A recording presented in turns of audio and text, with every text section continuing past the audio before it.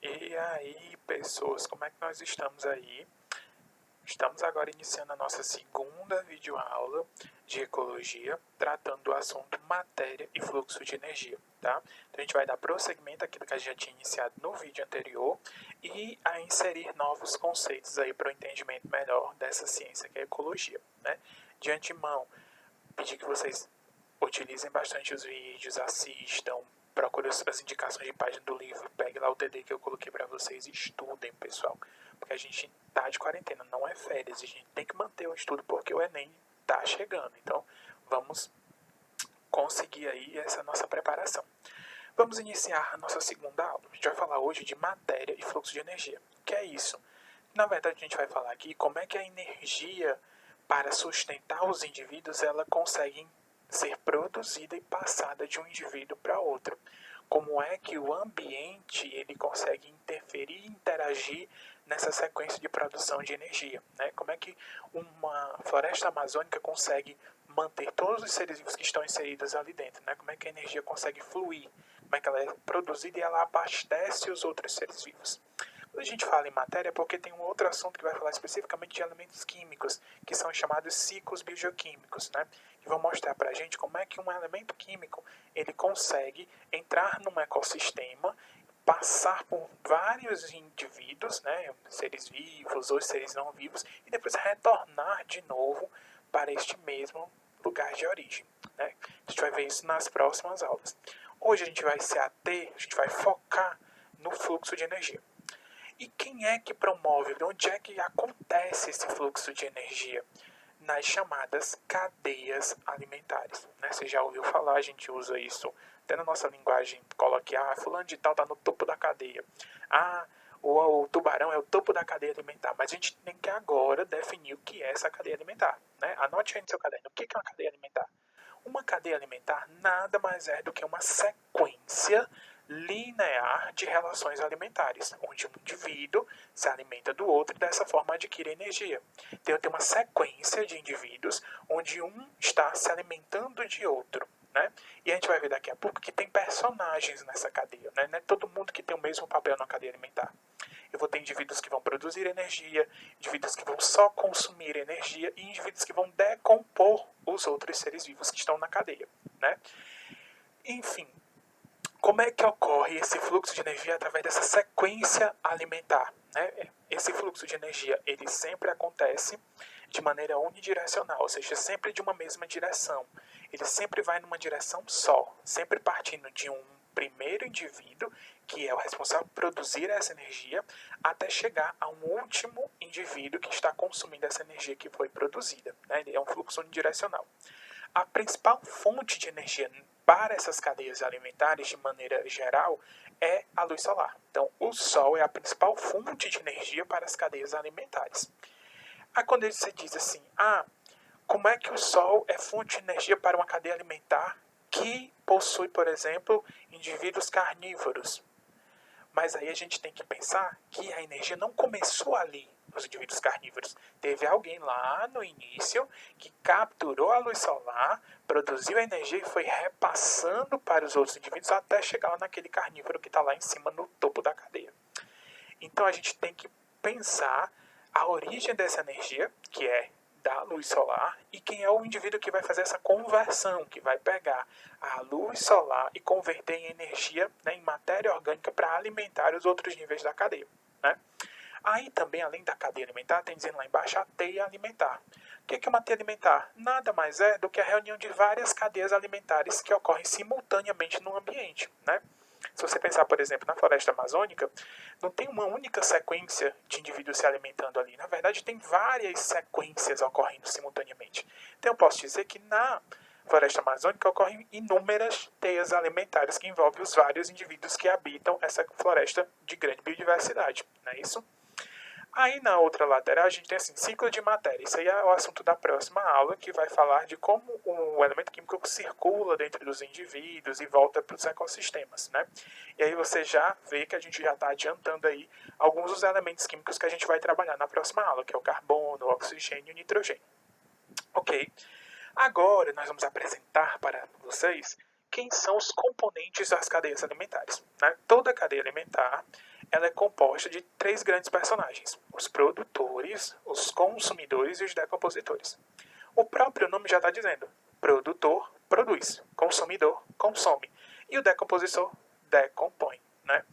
O que significa produzir aqui na cadeia alimentar? Nada mais é do que o indivíduo que consegue produzir sua própria energia sem necessitar se alimentar de outro. Ele, por si só, ele é autossuficiente e produz essa energia. Quem são os indivíduos capazes de fazer isso? São os indivíduos chamados de autótrofos, né? Os indivíduos que produzem seu próprio alimento. Quem são os autótrofos? Algas verdes, cianobactérias e a grande maioria dos vegetais. Os vegetais de maneira geral, as plantas, né? Eles fazem o que a gente chama de fotossíntese, que é a conversão de luz solar, gás carbônico em carboidratos que vão servir de energia para o vegetal. E não somente energia para o vegetal, energia para os outros níveis da cadeia. Porque vai ter alguém que vai se alimentar do vegetal e vai adquirir a energia que estava no vegetal. Outro indivíduo se alimenta desse, que comeu a planta primeiro, o vegetal primeiro. Né? Então, tudo começa nesse indivíduo que produz a energia, que são os chamados produtores. Então, esses produtores convertem a energia solar, né, que nós falamos ali no início, que é a grande fonte de energia, juntamente com o CO2, em energia orgânica, em compostos orgânicos, em carboidratos que vão ser aproveitados ao longo da cadeia. Depois dos produtores, nós vamos ter os consumidores, que são indivíduos que não são capazes de produzir seu próprio alimento.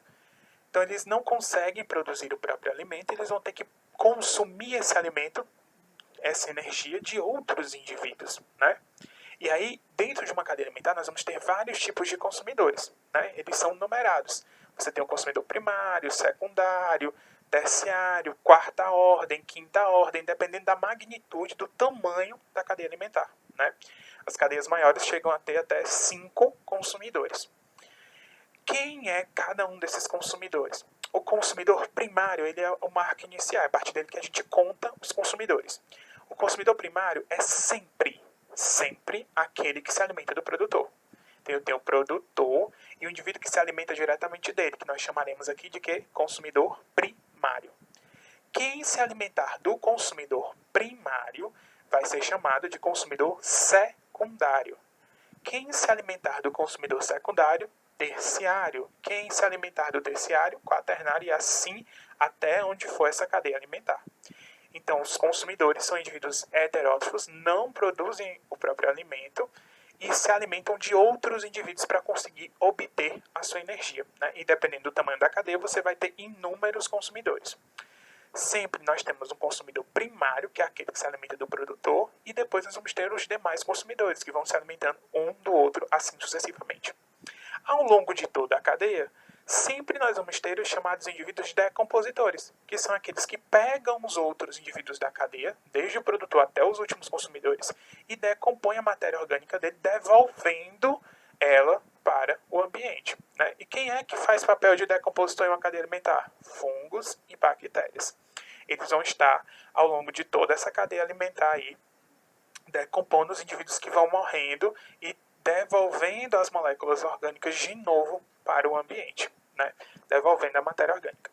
Então, numa cadeia alimentar, nós temos 3 grandes personagens: produtores, consumidores e decompositores. A partir de agora, a gente vai trabalhar exemplos de cadeia alimentar para ilustrar melhor.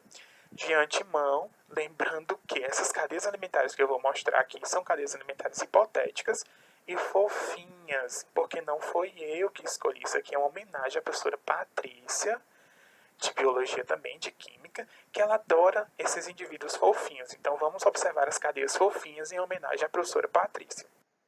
Primeira cadeia alimentar, olha como é fofa. Isso aqui é a cara da Patrícia. Nós temos aqui uma cadeia alimentar mini, compostas por quem aí? Pela grama, que são produtores, por esta zebra e pelo leão. É uma cadeia bem pequena.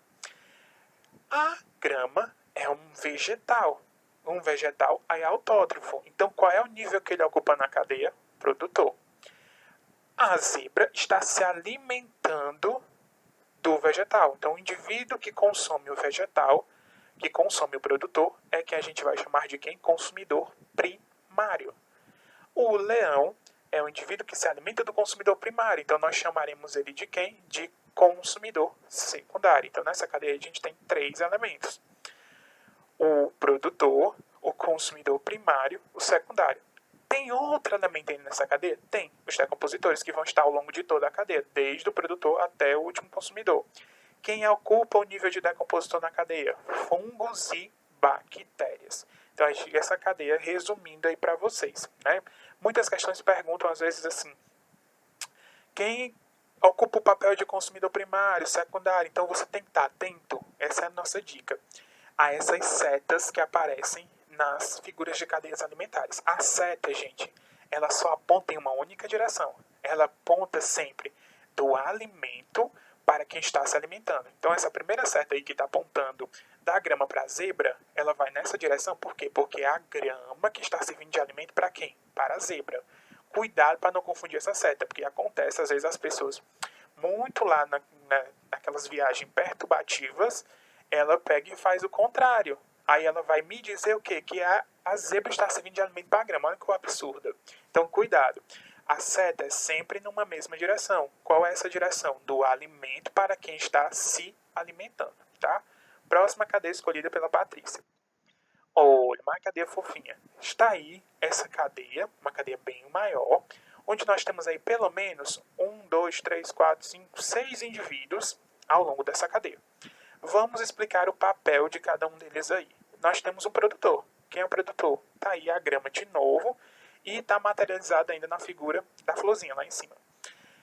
Eu tenho um indivíduo que está se alimentando do néctar dessa flor, que é a borboleta. Então ela está se alimentando do que foi produzido pelo produtor. Então ela é consumidor primário. Eu tenho um sapo que se alimenta da borboleta. Quem se alimenta do consumidor primário, nós chamaremos de consumidor secundário. Eu tenho uma cobra que se alimenta do sapo. Essa cobra está se alimentando do secundário, então ela será terciário.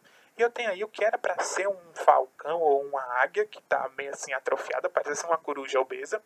Na verdade, ela está ocupando o papel de quê? De consumidor quaternário. Então está aí a nossa cadeia. Está faltando quem? Decompositor. Onde é que está ali? Está ali no solo, esperando que algum deles morra para fazer a decomposição da matéria orgânica, tá? Uma coisa interessante na cadeia alimentar, gente, é que a energia ao longo da cadeia alimentar, ela vai se perdendo.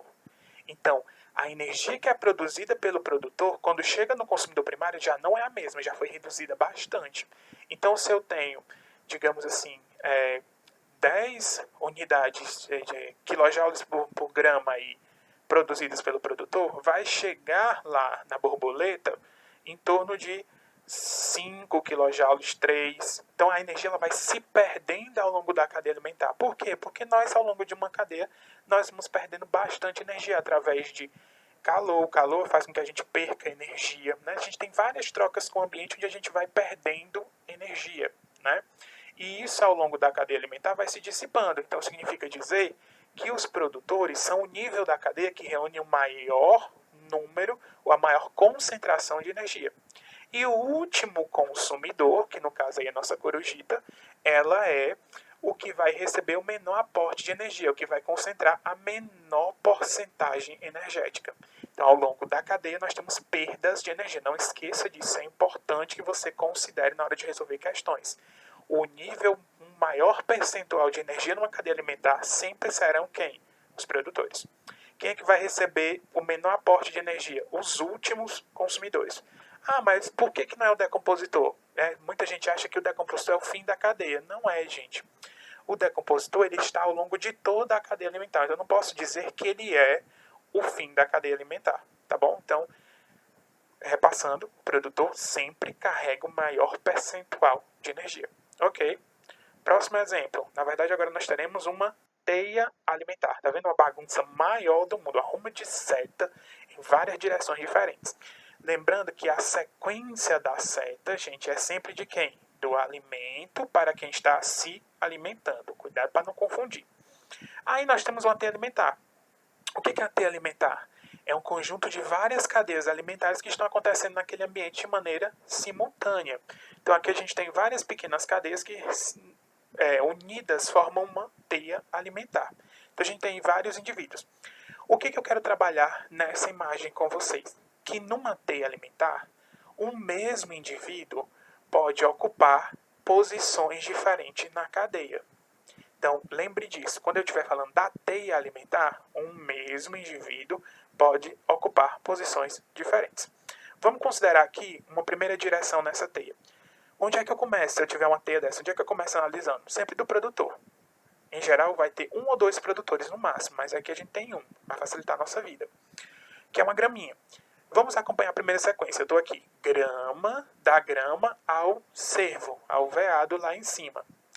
O veado seria o meu consumidor primário. Eu tenho lá em cima a cobra que está se alimentando do veado. Ela seria o meu consumidor secundário. Então, nessa primeira direção, o cervo, né, o veado, é o consumidor primário e a cobra é o secundário. Vamos analisar outra direção. Nós temos aqui a grama de novo, que é o nosso produtor, o rato que se alimentando da grama. Eu tenho essa raposa que se alimenta do rato e mais lá em cima a raposa serve de alimento à cobra. Vamos avaliar quais são os papéis agora. A grama continua sendo o quê? Produtor. O rato vai ser o consumidor primário. A raposa vai ser meu consumidor secundário. E a cobra agora é meu consumidor o quê? Terciário. Então a mesma cobra, dentro dessa cadeia, da maneira que eu analisar, ela pode ocupar inúmeros papéis diferentes. Você viu aí que ela já ocupou consumidor secundário na primeira análise e agora ela ocupou o papel de consumidor terciário. Então, dependendo de como você analisar uma teia alimentar, um mesmo indivíduo pode assumir papéis diferentes. Então, tenha cuidado quando você analisar a teia alimentar. Sempre vá de acordo com as instruções que a questão for fornecer para você. Ok, então esse é um exemplo de teia alimentar, que é o quê? Um conjunto de várias cadeias alimentares. Prosseguindo no nosso estudo de fluxo de energia em ecossistema. A energia dentro desses ecossistemas ela vai ser quantificada e vai ser representada em gráficos quantitativos. Né? Como eu falei lá no início, a ecologia é uma ciência multidisciplinar.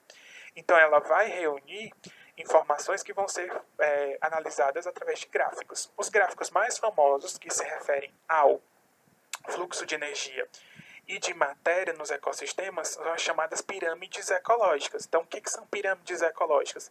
Nada mais são do que gráficos que nos ajudam a entender a cadeia alimentar, se está tendo algum desequilíbrio ou não, tá certo? As pirâmides ecológicas, elas podem ser classificadas de três tipos. Pirâmides de números, pirâmides de biomassa e pirâmides de energia. A pirâmide de números, essas são essas duas primeiras que nós vamos analisar. A pirâmide de números que está aparecendo aí, ela representa duas cadeias alimentares diferentes. Aí a gente tem a grama, um veado e um leão na primeira. E lá na outra nós temos árvores, insetos e pássaros na segunda pirâmide. O que eu quero que vocês percebam? Para que serve uma pirâmide de números? Para indicar a quantidade de indivíduos que tem em cada nível da cadeia alimentar. Lembrando que sempre a base da pirâmide vai ser o nível dos produtores. O segundo nível vai ser o consumidor primário, depois, mais acima, o secundário, terciário, quantos níveis tiver nessa cadeia que eu estou estudando. E a pirâmide de números vai representar quantos indivíduos tem em cada nível desse. Quantos indivíduos tem no produtor, quantos tem no consumidor primário, quantos tem no secundário e assim sucessivamente. Na primeira pirâmide, você pode observar que nós temos 1.000 unidades aí de grama, né? 1.000 não, 10.000. 100 consumidores primários e 10 consumidores secundários, né? Então, a pirâmide aí mostrando essa quantidade. Na segunda, nós temos 3 árvores, 2.000 insetos e 30 pássaros. O que eu quero que você perceba aí? Que uma pirâmide de números ela pode ter formatos diferentes, porque o número de indivíduos em cada nível da cadeia vai variar, né? Vai ser diferente. Então, não obrigatoriamente, a pirâmide sempre vai ter o formato de base larga e ápice curto. Né? Ela pode variar o seu formato de acordo com quantos indivíduos tiver em cada nível, quantos tiver no produtor, quantos no consumidor e assim sucessivamente. Então, a pirâmide de números ela está sujeita a mudanças no seu formato. Assim como a pirâmide de biomassa, que está sendo mostrada aqui, né? E a pirâmide de energia que nós estamos aí para finalizar. Né? O que avalia a pirâmide de biomassa? A quantidade de matéria orgânica por metro quadrado que tem no corpo dos indivíduos, tá bom? Então aí a gente está avaliando quanto tem de matéria orgânica em cada nível da cadeia. Né? E a gente está mostrando No primeiro nível, sempre os produtores. No segundo nível, os consumidores primários. E no último nível, os consumidores secundários, né? Nessa pirâmide tem o quê? Nós temos aí árvores, insetos e sapos, né? E está mostrando a quantidade de matéria orgânica. Aí ele está mostrando a quantidade maior de matéria orgânica no produtor. Mas pode acontecer casos de ter uma biomassa maior lá no último consumidor. E aí muda o formato dessa pirâmide. Então, lembrando, pirâmide de números e de biomassa, elas podem variar os seus formatos, porque elas dependem do número de indivíduos e do número de matéria orgânica. Mas a pirâmide de energia, isso aí é importante, anote, jamais muda o seu formato. Ela sempre tem uma base larga e um ápice curto. A pirâmide de energia jamais varia o seu formato. Por quê? Porque eu falei lá no começo, no meio da aula, que a energia vai se perdendo à medida que nós passamos de um nível para outro na cadeia alimentar. Onde sempre eu vou ter maior energia no produtor e o menor número de energia lá nos últimos consumidores. Então, como ela representa a quantidade de energia, ela sempre vai ter uma base larga e um ápice curto. Por quê? Porque a energia ela vai se dissipando ao longo da nossa cadeia alimentar, tá bom? Então, as pirâmides ecológicas têm esse objetivo. Elas têm o objetivo de mostrar essas informações sobre as cadeias alimentares, o número de indivíduos em cada nível, e aí a gente monta uma pirâmide de números, a quantidade de biomassa em cada nível, e aí a gente monta uma pirâmide de biomassa, ou então a quantidade de energia em cada nível, e aí a gente monta uma pirâmide de energia. Pirâmides de número e de biomassa podem variar os seus formatos, podem ter bases pequenas, ápices largos, mas a pirâmide de energia jamais muda sua forma. Sempre vai ter base larga e ápice curto. Por quê?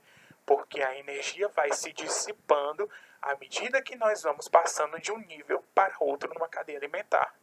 Sempre os produtores reúnem a maior porcentagem de energia e os últimos consumidores sempre a menor porcentagem, tá bom?